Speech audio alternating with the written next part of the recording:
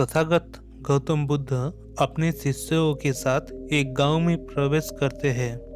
वे तय करते हैं कि कुछ दिन वे लोग वहीं रहेंगे। जैसे कि ये बात गांव के लोगों को पता चले कि बुद्ध आए हैं, ये बात पूरे गांव में फैल गई। सभी लोग बुद्ध से मिलने और अपनी अपनी समस्या को लेकर आते हैं। उसके समाधान के लिए बुद्ध एक एक करके सभी की समस्या समाधान करते हैं और उनका हल करते हैं। तभी उनमें से गांव का एक व्यक्ति बुद्ध से कहता है कि हे भगवान, तुम सभी गांव में कड़ी मेहनत करके अपना जीवन यापन करते हैं और हम ईश्वर का धन्यवाद करते हैं। उसने हमें जो भी कुछ दिया है उसके लिए, और हम खुशी से सब अपना जीवन जी रहे हैं। लेकिन हमारे गांव में एक ऐसा व्यक्ति है जो अपने गरीबी के लिए भगवान को हमेशा कोसते रहते हैं और उनको दोषी कहते हैं, या कि वे स्वयं से ना तो कोई मेहनत करता है और ना ही कोई कार्य।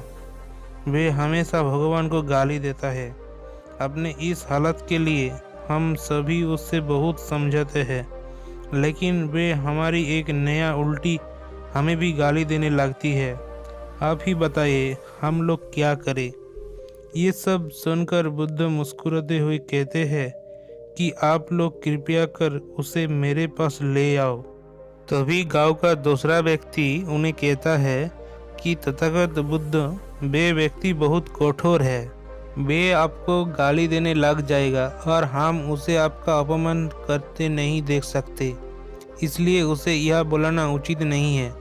ये सुनकर बुद्ध फिर मुस्कुराते हैं और कहते हैं कि चिंता मत करो, तुम उसे यह लाओ। उसे कहना, बुद्ध तुम्हारी समस्याओं का समाधान कर सकते हैं, एक बार उसे मिलने चलो। गांव वाले बुद्ध के कहने पर उसे लेने जाते हैं, लेकिन वो किसी को नहीं सुनता और जाने से मना कर देता है और कहता है कि बुद्ध एक पाखंडी है, वो सभी नकली है, मैं किसी के पास नहीं जाऊंगा। तब कुछ गांव के लोग उसे कहते हैं कि बुद्ध आपकी समस्या का समाधान कर सकते हैं, एक बार आप चलो तो सही। ये सुनकर वो व्यक्ति बुद्ध के पास आने के लिए सहमत हो जाता है और बुद्ध के पास आ जाता है और बुद्ध से कहता है कि आप मुझे यहाँ क्यों बुलाया है, क्या मुझे बताना चाहते हैं? क्या आप भी चाहते हैं कि मैं ईश्वर को गाली ना दूं? अगर आप ऐसा कुछ कहना चाहते हैं तो मैं आपको बता दूं कि मैं उन्हें कोसूंगा, क्योंकि मेरे इस हालात की जिम्मेदारी सिर्फ वही है। उन्होंने मुझे ये बेकार शरीर दिया है, लेकिन इस शरीर के लिए धन नहीं दिया। इस शरीर के लिए धन की आवश्यकता है। अब मैं क्या करूं? आप कहते हैं कि मेरे समस्या समाधान कर देंगे, तो आप क्या मुझे धन दे सकते हैं? यदि हाँ तो ठीक है, और नहीं दे सकते तो आप अपना सामान उठाकर यहाँ से निकल जाइए। यह रोकने की कोई ज़रूरत नहीं। मैं जानता हूँ कि यह सभी भिक्षु नकली होते हैं और ढोंगी होते हैं। उस व्यक्ति की सभी बातें सुनकर बुद्ध क्रोधित होने की जगह मुस्कुराने लगते हैं। ये देखकर वो व्यक्ति बहुत हैरान हो जाती है। तो महात्मा बुद्ध उस व्यक्ति से कहते हैं कि तुम क्यों इतना भटक रहे हो? मैंने तो आपको विश्वास करने के लिए कह रहा हूँ, आप ही बताओ, मैंने तुमसे ऐसा कुछ भी कहा? वो व्यक्ति चुप हो जाता है। बुद्ध कहते हैं कि किसी व्यक्ति के पास सुख दुख का कारण अपना कर्म है, इसलिए यदि तुम कड़ी मेहनत करते हो तो किसी और को कोसने के बजाय तो आपके पैसे की समस्या खुद से ही हल कर सकते हो। बुद्ध के ये बात सुनकर वो व्यक्ति चढ़ जाता है और कहते हैं कि मैं यह तुम्हारे ज्ञान सुनने नहीं आया हूँ। मैं तो पहले से ही जानता हूँ कि ये सब पाखंडी होती है, सब भिक्षु नकली है। मैं तो यह पैसे की उम्मीद से आया हूँ। अगर तुम मेरी सहायता कर सकते हो तो बोलो। ये सुनकर बुद्ध समझ जाती है कि ये व्यक्ति को कुछ भी सुनाना ये समझ नहीं चाहता। बुद्ध कहते हैं कि मेरे पास पैसे नहीं है और ना ही मुझे कभी पैसे की ज़रूरत है, परंतु एक ऐसे व्यक्ति को जानता हो जिनके पास बहुत पैसे है। वो एक दूसरे राज्य का राजा है।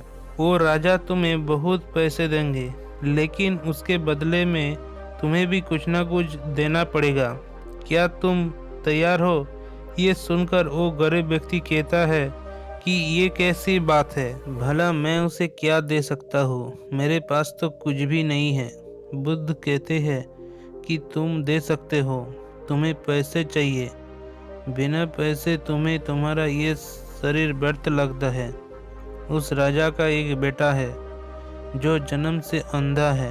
राजा की चिकित्सा सलाहकार ने कहा है कि अगर कोई जीवित व्यक्ति की आंखें प्राप्त करे तो वे इलाज कर सकते हैं। राजा को बेटे का आँख की जरूरत है। यदि तुम आंखें उसके बेटे को दे दो तो राजा बदले में तुम्हें बहुत सारे सोने की सिक्के देगा। वे इतने होंगे कि तुम आराम से अपना जीवन जी सकोगे। ये सब वो गरीब व्यक्ति बुद्ध से कहते हैं, तुम क्या कह रहे हो? पागल तो नहीं हो गई हो? मैं भला अपनी आंखें किसी और को क्यों दूं? बुद्ध कहते हैं कि ठीक है, दोनों नहीं, अपनी एक आंखें उस राजा को बेटे को दे दो। ये सुनकर व्यक्ति और क्रोधित में बढ़कर उठ जाता है और कहते हैं कि मैं तो पहले ही जानता था तुम सब ढोंगी हो, तब भी मुझे ऐसा सलाह दे रहे हो। तुम पागल हो गई हो। इन सोने की सिक्कों के बदले कभी अपनी आंखें किसी को नहीं दूंगा। ये सुनकर बुद्ध कहती है कि तुम्हें इतनी धन चाहिए तो उसके बदले में राजा को कुछ देना होगा, अन्यथा राजा तुम्हें कुछ नहीं देगा। वो व्यक्ति कहता है कि मुझे कोई पैसे नहीं चाहिए उस राजा से। मेरी आंखें बहुत अनमोल है, मैं उसे किसी कीमत पर नहीं दूंगा। ये सुनकर बुद्ध मुस्कुराने लगते हैं। वो व्यक्ति कहते हैं कि आप क्यों मुस्कुरा रहे हो? तब बुद्ध कहते हैं कि आप कुछ क्षण पहले तुम अपने शरीर को व्यर्थ कह रही हो। अब वे किसी काम के नहीं है ये बोल रही थी, लेकिन अब तुम स्वयं कह रही हो कि तुम्हारी आंखें कीमत है, जबकि ये आंखें शरीर का छोटा सा हिस्सा है। अगर तुम्हारी आंखें अनमोल है तो ये शरीर कैसे बेकार है? अभी कुछ देर पहले तुम कुछ कहा था, अब कुछ और कह रही हो। जब तुम्हें ये शरीर पसंद ही नहीं तो इसके हिस्से का कैसे पसंद हो सकता है? ये सब सुनकर वो व्यक्ति एकदम शांत मन हो गया। उसे कुछ समझ नहीं आ रहा था कि वो क्या बोले।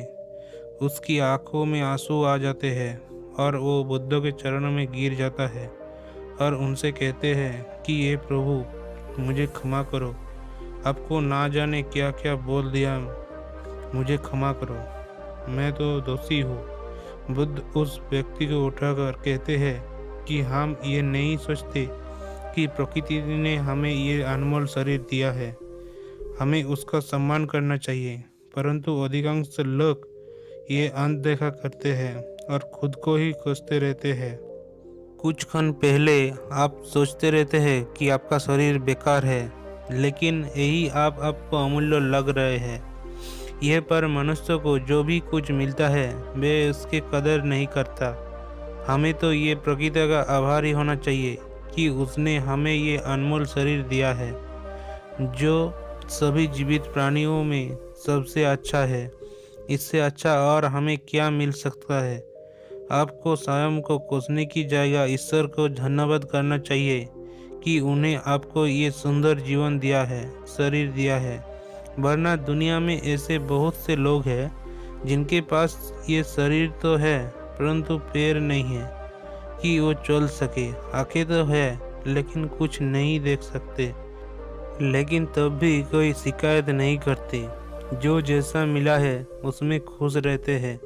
लेकिन हम सब कुछ होते हुए भी रोते रहते हैं, शोक मनाते हैं कि ये है नहीं है, वो नहीं है। ध्यान रखो, आपके पास सब कुछ है। प्रकृति ने जिसको जैसा बनाया उसको खुद को स्वीकार करना चाहिए और उसके लिए धन्यवाद देना चाहिए। बुद्ध उस व्यक्ति से कहते हैं कि तुम्हारे पास इतना अच्छा शरीर है, यदि तुम कर्म करो, मेहनत करो तो तुम भी अमीर बन सकते हो, अपने सपनों को पूरा कर सकते हो। परंतु उसके लिए पहल तो करो, कोशिश तो करो। ये सब सुनकर व्यक्ति कहते हैं कि आप सही कहते हैं, मुझे समझ आ गया है, अब से मैं आपके बताया गया मार्ग पर चलूँगा। और कुछ व्यक्ति बुद्ध को प्रणाम करके वहाँ से चल जाता है। गांव के सभी लोग बुद्ध से प्रभावित हो जाते हैं और बुद्ध को उपदेश पूरा करके अपने शिष्यों के साथ फिर वहीं से आश्रम लौट जाता है। तो दोस्तों, ये कहानी आपको कैसे लगा कमेंट करके ज़रूर बताइए और इसी तरह कहानी सुनने के लिए इस चैनल को ज़रूर सब्सक्राइब कीजिए।